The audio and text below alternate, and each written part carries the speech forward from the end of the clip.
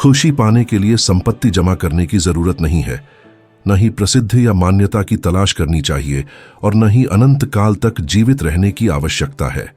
सच्चा शांति यहां और अभी उपलब्ध है, हमारी पहुंच के भीतर। आज यह हमें स्पष्ट लगता है, लेकिन ईसा पूर्व 4वीं शताब्दी के एथेंस में ये विचार खतरनाक और लगभग विद्रोही माने जाते थे। ये देवताओं के अधिकार को चुनौती देते थे, सामाजिक पदानुक्रम को चुनौती देते थे और उन लोगों के लिए खतरा थे जो डर के माध्यम से शासन करते थे। एपिक्यूरस एक ऐसे दार्शनिक थे जिन्होंने अपनी पूरी जिंदगी वास्तविक खुशी का पीछा करने में समर्पित की। हालांकि कई लोग उन्हें सतही सुखवादी के रूप में लेबल करते थे, उनका शिक्षण साधारण जीवन को बढ़ावा देता था जो संयम के करीब था और जहां सुख आंतरिक शांति और संतुलन में पाया जाता था। तो फिर उनका नाम अत्यधिक भोग और बेकाबूपन से क्यों जुड़ा? इसका उत्तर उनके जीवन, उनके कार्य और उनके सामने आने वाले विरोधियों में निहित है। वे अनिश्चितता के समय में जी रहे थे। ग्रीस ने एथेंस की महिमा, बड़ी मेडिक युद्धों और सिकंदर महान की भव्यता देखी थी, लेकिन उनकी मृत्यु के बाद साम्राज्य छोटे छोटे राज्यों में टूट गया जो सत्ता के लिए अराजक रूप से प्रतिस्पर्धा कर रहे थे। जनता भय में जी रही थी, गरीबी का डर, संघर्ष का डर और ऐसे देवताओं का डर जो ऊपर से मानव भाग्य को नियंत्रित करते प्रतीत होते थे। धर्म अधिक आश्वासन के बजाय धमकी देता था, देवता दंड देते थे, बलिदान की मांग करते थे और मृत्यु को अनंत यातनाओं या अज्ञात अधोलोक भाग्य की शुरुआत माना जाता था। इस संदर्भ में विभिन्न दार्शनिक स्कूल आध्यात्मिक आश्रयों के रूप में उभरे। स्टोइक्स शक्ति और भाग्य को स्वीकार करने की शिक्षा देते थे, जबकि साइनिक्स सामाजिक नियमों की तिरस्कार और प्रकृति की ओर लौटने को बढ़ावा देते थे। एपिक्यूरस हालांकि इससे आगे बढ़े। उनका दर्शन केवल सांत्वना नहीं देता था, बल्कि मुक्ति का मार्ग प्रस्तुत करता था। यह संयोग धन या दिव्य कृपा पर निर्भर नहीं था, बल्कि जीवन के प्रति हमारी दृष्टिकोण को मौलिक रूप से बदलने पर आधारित था। उनका शिक्षण आत्मा के लिए एक औषधि के समान था, जो उसके सबसे बड़े दुखों को कम करने में सक्षम था। एपिक्यूरस का जन्म ईसा पूर्व 341 में सामोस द्वीप पर हुआ था। युवा अवस्था से ही वे जीवन, ब्रह्मांड और अस्तित्व के उद्देश्य के बारे में बड़े प्रश्नों से मोहित थे। 32 वर्ष की आयु में उन्होंने एथेंस में अपना स्कूल स्थापित किया, लेकिन पारंपरिक अकादमियों से अलग दृष्टिकोण के साथ। यह न तो प्लेटो की अकादमी की तरह सारगर्भित बहसों या औपचारिक भाषणों का स्थान था, न ही अरिस्टोटल के लाइसियम की तरह भाषण कौशल से भरा केंद्र। उन्होंने एक छोटा सा घर और बगीचा खरीदा और वहां अपने शिष्यों को एकत्रित किया, जिससे बगीचा के नाम से प्रसिद्ध स्थान बन गया। यहां सभी लिंग, सामाजिक स्थिति या स्वतंत्रता की स्थिति से परे दर्शन सीख सकते थे। उस दुनिया में जहां बहिष्कार का प्रभुत्व था, एपिक्यूरस सभी के लिए समावेशी और सुलभ आश्रय प्रदान करते थे। एपिक्यूरस के बगीचे में पढ़ाया जाने वाला दर्शन केवल ज्ञान के लिए ज्ञान नहीं था, बल्कि हर दिन बेहतर जीवन जीने के व्यावहारिक उपकरण प्रदान करता था। एपिक्यूरस राजनीति में नहीं लगे थे और न ही वे नाटकीय वक्ता थे। उनका मिशन दूसरों को खुशी की ओर मार्गदर्शन करना था, यह दिखाते हुए कि यह बाहरी कारकों पर निर्भर नहीं करती, बल्कि हमारी भय का सामना करने और उन्हें पार करने की क्षमता पर निर्भर करती है। वे स्वयं संयमित और संतुलित जीवन जीते थे, शिक्षा और ध्यान में समर्पित, उन अत्यधिक भोगों से दूर जिन्हें लोग अक्सर उनसे जोड़ते थे। उनका व्यक्तित्व आत्मा के चिकित्सक के समान था, एक शांत विचारक जो अपने समय की समस्याओं की पहचान करता और आत्मा की भलाई के लिए समाधान प्रदान करता। उनके दर्शन का केंद्रीय सिद्धांत एडोने है, जिसे सामान्यतः सुख के रूप में अनुवादित किया जाता है। लेकिन यहां एक बड़ी गलतफहमी है जिसे सदियों की निंदा ने विकृत कर दिया। जब एपिक्यूरस सुख की बात करते थे तो उनका मतलब भोग, अंतहीन जश्न या इंद्रियों की तृप्ति नहीं था। उनके लिए सच्चा सुख दर्द और व्याकुलता की अनुपस्थिति में निहित था। यह क्षणिक संतुष्टि नहीं, बल्कि दीर्घकालिक कल्याण, शारीरिक और मानसिक सामंजस्य की स्थिति थी। एपिक्यूरस के अनुसार खुशी 2 स्तंभों पर निर्भर करती थी, अपोनिया शारीरिक दर्द की अनुपस्थिति, जिसे अत्यधिक सुख की खोज से नहीं बल्कि स्वास्थ्य का ध्यान और मूलभूत आवश्यकताओं की पूर्ति से प्राप्त किया जाता है। और अतारकसिया, अटाराक्सिया, आत्मा की शांति, आंतरिक संतुलन, मानसिक शांति की स्थिति जो चिंता, भय और परेशानियों से मुक्त होती है, जीवन की चुनौतियों के सामने सुरक्षित आश्रय प्रदान करती है। इस स्थिति तक पहुंचने के लिए उन्होंने आवश्यक और अनावश्यक सुखों में अंतर करना सिखाया। आवश्यक सुख आवश्यक है क्योंकि इन्हें संतुष्ट करने से दर्द मिट जाता है। भूख न मिटने के लिए खाना, प्यास बुझाने के लिए पीना, अकेलापन न महसूस करने के लिए मित्रता। अनावश्यक सुख, इसके विपरीत विलासिता, अति महत्वाकांक्षा, सत्ता या प्रसिद्धि की खोज शामिल है, जो शायद ही कभी खुशी देती है और अक्सर असंतोष और दुख पैदा करती है। एपिक्यूरस का प्रस्ताव क्रांतिकारी था। सच्ची खुशी अधिक जमा करने में नहीं बल्कि कम की आवश्यकता में है। वे सरलता, संयम और नियंत्रित सुखवाद का समर्थन करते थे।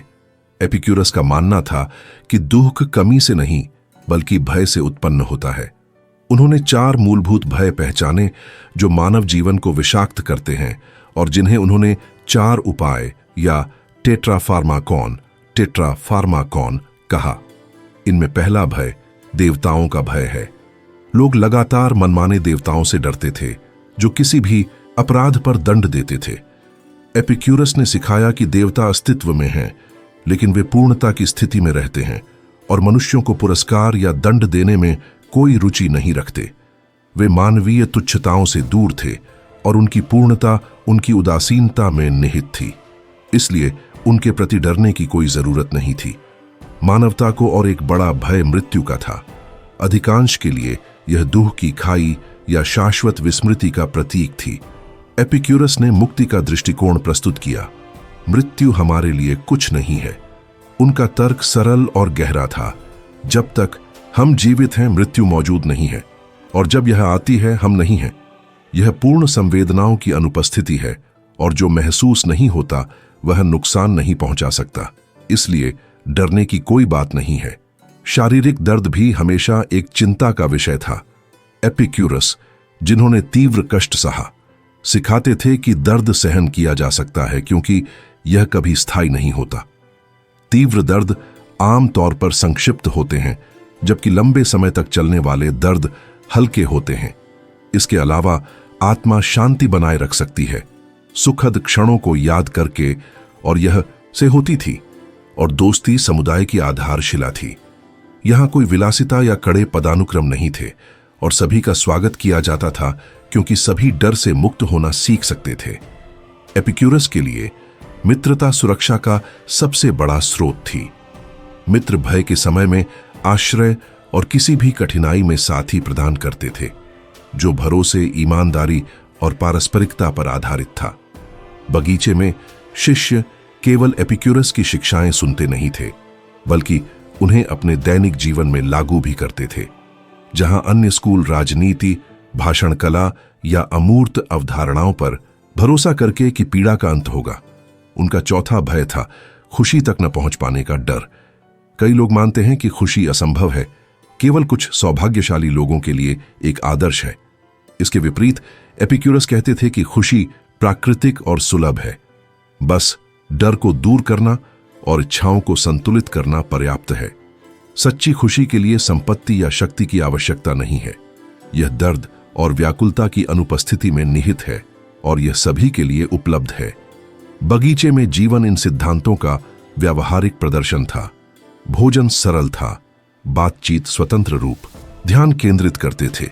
वहां बगीचे में जीवन जीना सिखाया जाता था। चिंता को कैसे नियंत्रित करें, नुकसान का सामना कैसे करें और रोजमर्रा में शांति कैसे पाएं, इस पर चर्चा होती थी। यह आत्मा के कल्याण के लिए एक दार्शनिक चिकित्सा स्कूल था। हालांकि एपिक्यूरस का दर्शन अपनी मूलभूत सादगी और आत्मनिर्भरता के संदेश के साथ विरोधियों को आकर्षित करता था। स्टोइकों के लिए उनके सुख पर जोर, चाहे वह कितना भी संयमित क्यों ना हो, एक पाखंड था। वे मानते थे कि सर्वोच्च भलाई सद्गुण में निहित है, न कि खुशी में। साइनिकों के लिए उनकी शांति की खोज एक बुर्जुआ छल के रूप में देखी जाती थी। एपिक्यूरस के आलोचक अन्य दार्शनिक धाराओं से भी आए। साइनिक लोग समाज के प्रति पूरी तिरस्कार और दुखी जीवन का प्रचार करते थे, जबकि नव प्लेटोनिक, जो अलौकिक दुनियाओं और दिव्य विचारों पर केंद्रित थे, एपिक्यूरस को एक खतरनाक भौतिकवादी मानते थे जो सब कुछ परमाणु और शून्य तक सीमित करता था। उनकी तर्क शक्ति को खारिज न कर पाने पर उनके विरोधियों ने उनकी शिक्षाओं को सबसे क्रूर और प्रभावी तरीके से विकृत कर दिया। उन्होंने उन्हें भोगी, अत्यधिक भोगों के प्रेमी और सामान्य सुखवाद का प्रचारक कहकर आरोपित किया, और यह 6वीं सदियों तक जीवित रही, क्योंकि उनके विचार की गहराई पर हमला करना आसान नहीं था। जब ईसाई धर्म प्रभुत्व में आया तो एपिक्यूरस का दर्शन सेंसर किया गया। उनके द्वारा दंडित अधोलोक को अस्वीकार करना और उदासीन देवताओं की दृष्टि ईसाई धर्मशास्त्र के साथ सीधे टकराती थी। उनकी कई कृतियां खो गईं और उनका नाम पाप और अत्यधिक भोग का प्रतीक बन गया। हालांकि उनके विचार गुप्त रूप से जीवित रहे, मौखिक रूप से या ऐसे ग्रंथों में जिनसे सदियां बाद पुनर्जागरण और ज्ञानोदय के विचारकों ने प्रेरणा ली और एपिक्यूरस का सच्चा संदेश पुनर्जीवित किया। 2000 से अधिक वर्षों बाद उनकी शिक्षाएं आज भी प्रासंगिक हैं।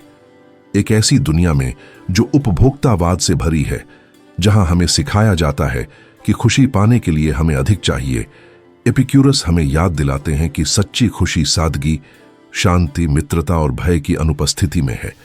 वे हमें सिखाते हैं कि जो वास्तव में महत्वपूर्ण है उसे खरीदा नहीं जा सकता, भले ही हमारी समाज में चिंता और तनाव अटल प्रतीत हों।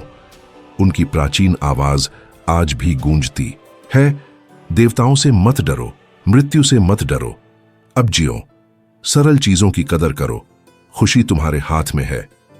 एपिक्यूरस हमें दिखाते हैं कि स्वतंत्रता नियमों की अनुपस्थिति में नहीं, बल्कि डर से मुक्ति में है। शांति कोई दूर का लक्ष्य नहीं, बल्कि एक ऐसा मार्ग है जो रोजाना चिंताओं को कम करके बनाया जाता है। और वे हमें एक प्रश्न छोड़ते हैं जो आज उतना ही प्रासंगिक है जितना प्राचीन एथेंस में था। क्या अगर हम जो कुछ भी व्याकुलता से ढूंढ रहे हैं वह सब कुछ पहले से ही हमारे पास है? क्या अगर सबसे बड़ी संपत्ति वही है जो हमें परेशान करता है उससे मुक्त होना? क्या अगर सच्ची बुद्धिमत्ता वर्तमान का आनंद लेने में है, बिना अतीत का बोझ या आने वाले भविष्य का भय उठाए?